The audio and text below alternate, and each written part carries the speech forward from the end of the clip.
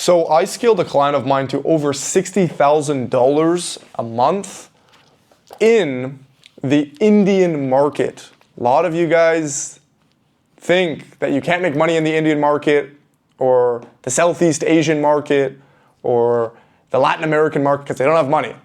And for the most part, that is true, but it is still possible. I took this mission of this client knowing it would be difficult, but I knew I could do it. And I did do it. And I'm gonna explain to you in this video how I was able to do that by understanding ads, by pretty much understanding sales in general and branding to pretty much get him to this point where he's able to make money in a kind of a shitty market, okay? So if you look at, okay, let me just backtrack. To give you guys some context, this guy is a fitness coach online. He's selling fat loss and building muscle solutions to middle-aged men who are probably in the range of 20 to 35-ish, who pretty much, just want to lose weight and gain muscle, okay? The first thing you have to understand about sales and just selling to people is your market, okay, is the most important thing, okay? Who you're selling to is more important than what you sell, okay? So your market comes first. The second most important thing is your offer, so what you're offering to the market, okay? And then the third most important thing, the least most important thing in this kind of matrix is how you're presenting your offer, okay? So like, kind of like sales techniques, funnels, stuff like that, okay? So in order of importance, it goes who you're selling to, what you're selling, and then how you're selling it, okay? In the order of importance. So for example, let's say I'm selling something that's mediocre, like let's say I'm selling an old iPhone, okay? Let's say this iPhone is like an iPhone 7, okay? But the market I'm selling to has never seen a piece of electronic in their life before, and they've never seen an iPhone, they've never seen a phone before, and the market's really good, okay? The offer's mediocre, but the market's good, okay? They're gonna buy it, even though if it's an iPhone 7 or an iPhone 6 or an iPhone 5, okay? It's old for us, but for that market, it will sell, okay? So in this scenario where we're selling to Indian or people where the market is not the best because the market doesn't have finances, okay? We simply have to put more effort into the other two, meaning our offer and how we're presenting that offer. It's very simple, okay? If one of those three is not there, then put more effort into the other two, if that makes sense. So we pretty much restructured his entire offer, okay? And we understood that, okay, with our offer, we simply can't go and just say, hey, do you want to lose weight? Click on my ad for the free training, or hey, buy my free ebook. Like, those offers are so widespread and everybody does those offers in fitness, and that stuff we knew wasn't going to pretty much make him any sort of money, okay? So pretty much what we did with his offer is we pretty much ran ads, okay, to a free school community, okay? So our offer was simply, we're gonna give you everything that we have, all of the knowledge, all the programs, all of the whatever account, like everything knowledge-based in terms of how to lose weight, gain muscle, dieting, sleeping, nutrition, supplementation, hydration, everything, okay? In this free school community, okay? And we're going to just give it to you for free, okay? That was our offer, okay? So we pushed tons of people to this free school community, tons. And I mean, we were getting like 50 to 100 opt-ins to this free school community every single day, okay? So we ran ads to this school community. We pushed people from his email list to this free school community. We pushed people from his organic audience, so his Instagram, his TikTok, all to this free school community and loaded people in there. What was the point of the free school community, you may ask? Okay, so what we did with the free school community is, number one, we want people to be educated about what we do, bought in, nurtured, okay? if I'm giving you literally everything I have for free, you're gonna trust me to an extent if that information is good, okay? So we wanted people to come in to this free community and get really educated about everything that we did, okay? And then number two, we knew that people would want, like with coaching, for example, it's very easy for me to give you a plan to do, but where a lot of the value comes in is me overseeing you doing the plan, accountability, right? So we pretty much gave away the information and then sold the implementation, if that makes sense, okay? So we got people into this free school community, they got really educated, but they were always thinking about the next step. They were always thinking about, oh, what if this guy were to help me one-to-one? Or what if this guy were to build a custom plan and walk me through how I would be able to lose weight with this plan? That's what we understood. You're not selling information, you're selling implementation of the information, okay? So when people came in, they got inundated with a ton of information, ton of education, but in the back of their minds, they were thinking of that. And what we did is we made it very simple for people to take the next step. In all of our educational trainings, in every single pretty much piece of information that we gave out, we were always making that CTA to book a call to get more information about X, Y, and Z, okay? So then from there, we push people from all of this education, they kind of nurture themselves into this next place. And then it pretty much is they fill out a form. That form was a type form. I think it was 10 questions long. What that pretty much does is we screened out a bunch of people who weren't financially qualified, meaning people who didn't have at least $1,000 to $2,000 disposable to spend. And also adds more nurturing, because you have to think it's really easy to get a lot of people to click on your stuff if they're from a market like India, but there is qualification that still has to be done, because if we just took calls with everyone, it'd be a massive waste of time, okay? So we had this 10-question form that people filled out that asked them about their finances, that asked them about why they wanted to achieve their goals, that asked them about commitment, that asked them about a bunch of stuff, pretty much getting an idea of where they are financially and building more commitment for them so that when they jump on the sales call, they're gonna be more committed to drop money. So we're in this form, we're already hinting at price.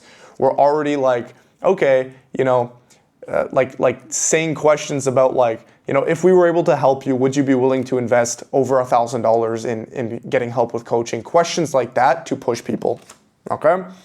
And then from there, pretty much they jump on a call with one of our team members. So what I did with this guy is I built out a closing team. So I had two closers. One was English speaking and one was speaking in the most common language that was in the area, which I believe was Hindi.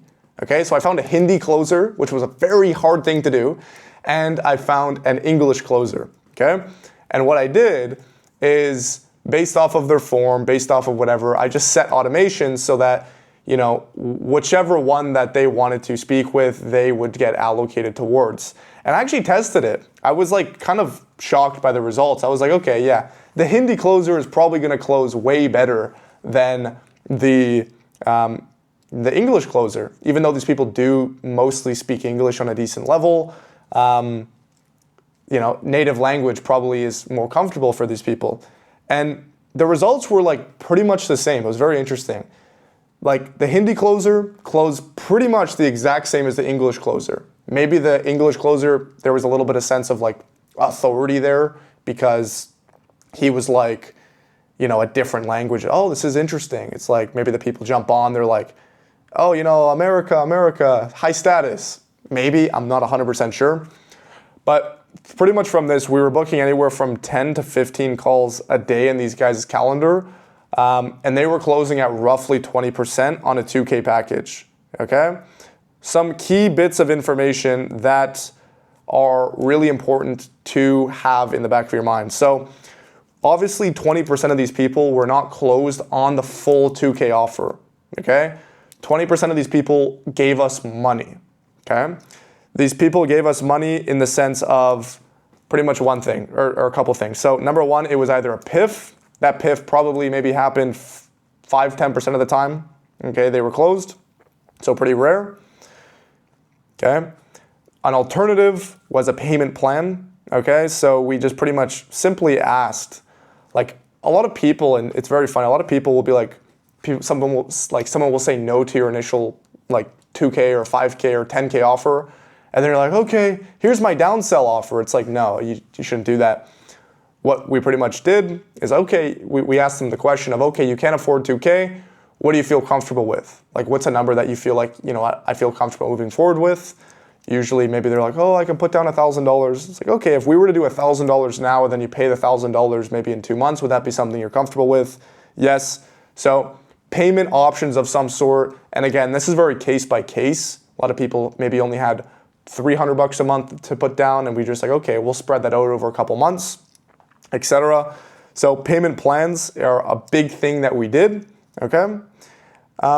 But then if people couldn't do payment plans, we simply pushed people to the last resort, which was the downsell, which was I believe it was $100 a month with group and coaching calls, okay? And we got a ton of people in there. I think we had like 10K a month was simply just coming from that downsell, but we were making a lot from the 2K, okay? And a lot of people as well, they had credit cards. We made the offer of, hey, just put on your card, pay the monthly minimum. There's a lot of different scenarios, and a lot of people, it's funny, will just go directly, like I said, to the downsell. That was a big mistake. Okay, you can't do that. You have to, especially when you're on calls, you have to go through, ask them, get an idea of what their budget is, how much cash do they have on hand, what their credit card limit is, what their credit score is, and find alternatives for that main offer, okay? So that's all in all what we did with this guy. We had these two guys taking 10 to 15 calls a day, split in half, so around 8 each. And they were closing at roughly 20% and simply just running ads to the school community, pushing people from that school to booked calls. And then simply from there, we were getting a lot of people just booking calls themselves. And it's very funny, a lot of guys have setters, like setting teams and stuff like that to book the calls for them. We found a lot of people because we had the right mechanisms in place, just booked themselves and went through the form themselves, okay? Were we having to appointment set at all? To an extent, yes. There were people that we had to go through and message, obviously, and have conversations with when they opted in to the school, because when someone opts into your school, make sure you get their phone number and their email. So we did have some of that. That was more loosey-goosey. There wasn't much structure to that because we had a lot of people already booking in themselves, and usually the people that book in themselves tend to be the most nurtured and qualified and people who, had that money, okay? So all in all, is it possible to scale in an alternative market like this? 100% it is. The biggest things is you're going to be sifting through a lot of garbage. There's going to be a lot of people on calls who are going to jump on a call with you, and you're going to be like, oh my God, this guy has no money when you get to the end of the call. It's going to happen. I would very much so recommend hiring a closer so you don't have to deal with that mass amount of volume. And then number 3, make sure you do have a ton of nurture and qualification assets so that you pretty much get people to only commit if they are financially qualified or if they have money, because a lot of people in these poorer markets, maybe they only have like 3K to their name, okay? But they really prioritize finding this and they really want to take this risk, and it's not your decision to tell them that they shouldn't, because they're not, okay? I've had people who, who have really prioritized health and fitness, and maybe they've gone in debt because they really needed the help to get healthy and get in shape, okay? I'm not the sort of person to say, no, I'm not going to take your money. No, I'm not going to take your commitment because this is out of your budget. If they want to take that risk, and if they really need the help and they really prioritize it, then you're doing them a favor, okay? So I hope you got some value here. If you're someone who's in an alternative market and you have an audience already, you have a brand already, and you want to scale more aggressively, build out a sales team, run ads, build a funnel. I don't know if I would do the exact same funnel based off of every single person that I would be working with, but this is an example of one that worked for us in this individual client case study, okay? So hope you got some value, and thanks for watching.